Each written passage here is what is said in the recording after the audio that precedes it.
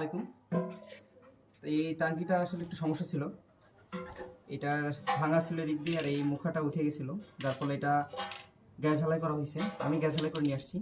এখন এটা যেহেতু পুরাতন টাঙ্কি, রং উঠে গেছে, তো একটা লাল রং নিয়ে আসা হয়েছে, এটাতে রং করব। দেখেন,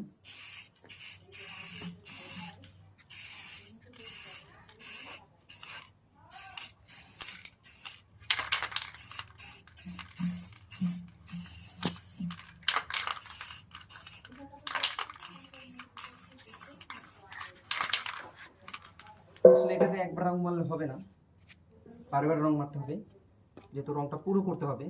আর এই যে কালার রং দেওয়ার পরেও দেখেন এই কালারটা কিন্তু এখানে থেকেই গেছে। এটাতে 2-3 বার রং মারার পরে এটা অলরেডি অটোমেটিক ঢেকে যাবে।